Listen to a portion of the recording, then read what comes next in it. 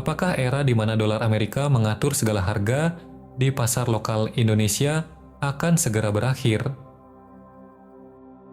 Selama hampir 1 abad, setiap kali Bank Sentral Amerika Serikat menaikkan suku bunga, dompet kita di sini ikut tercekik. Harga barang pokok naik dan rupiah melemah. Namun di balik layar geopolitik, sebuah pergeseran tektonik sedang terjadi. Sistem pembayaran BRICS-Pay kini mulai diuji coba secara nyata di berbagai negara, memangkas jalur perbankan barat.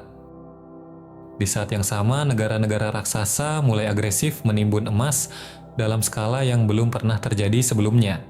Kali ini kita akan membedah perjalanan panjang BRICS. Dari yang awalnya hanya sekadar istilah di atas kertas, kini bertransformasi menjadi aliansi masif yang mengontrol hampir separuh pasokan energi dunia.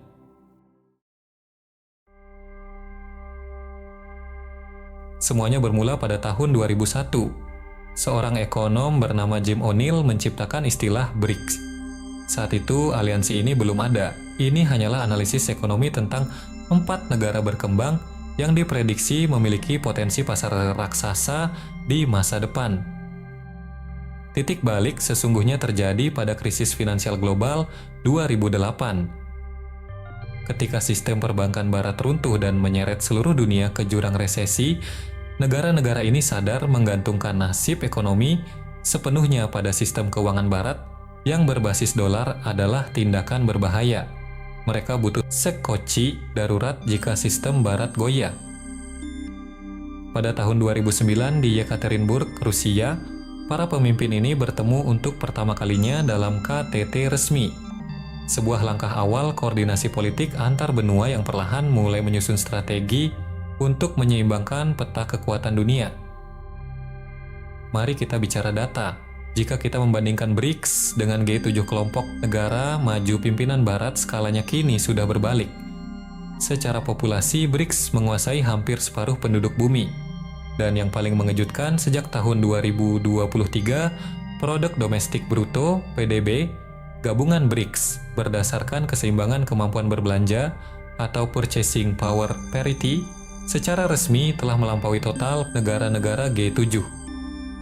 Kekuatan ini semakin absolut setelah gelombang ekspansi anggota baru. Masuknya raksasa energi seperti Arab Saudi, Uni Emirat Arab, dan Iran secara otomatis mengubah BRICS menjadi pom bensin terbesar di dunia. Bukan hanya minyak bumi, pertarungan masa depan adalah tentang mineral strategis. Seperti yang sempat kita bahas di video sebelumnya mengenai perang nikel, komoditas ini adalah kunci dari teknologi hijau dan baterai kendaraan listrik. Inilah alasan mengapa blok BRICS sangat membutuhkan negara seperti Indonesia, yang memiliki cadangan nikel terbesar di dunia untuk memenangkan rantai pasok teknologi masa depan. Lalu, apa senjata nyata mereka untuk melawan hegemoni Barat?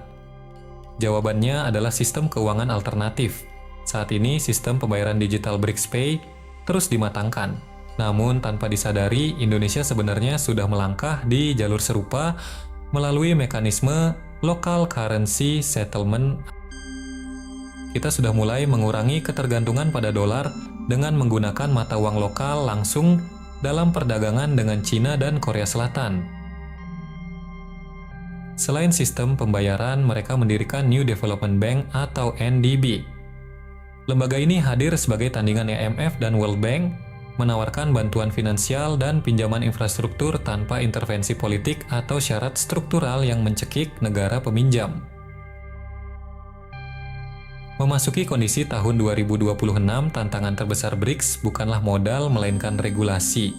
Menyatukan sistem mata uang digital antar negara anggota yang memiliki sistem politik dan kebijakan moneter yang sangat berbeda terbukti memerlukan proses diplomasi yang sangat rumit dan memakan waktu. Awal tahun 2025 menandai babak baru sejarah diplomasi kita.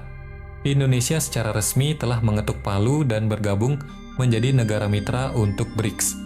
Langkah berani ini sempat memicu perdebatan. Apakah kita sedang bergeser meninggalkan Barat? Namun pemerintah menegaskan, ini adalah wujud nyata dari politik bebas aktif. Kita tidak memihak, melainkan memperluas ruang gerak ekonomi di panggung Global South. Dengan status baru ini, Indonesia kini punya akses karpet merah ke pasar ekspor raksasa tanpa hambatan tarif barat. Namun, tantangannya justru baru dimulai.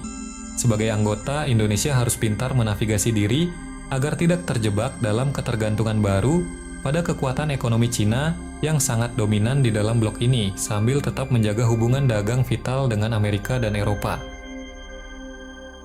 Namun, fakta sesungguhnya Indonesia sebenarnya belum benar-benar bergabung dengan BRICS secara penuh. Kini posisi Indonesia berada tepat di persimpangan jalan sejarah.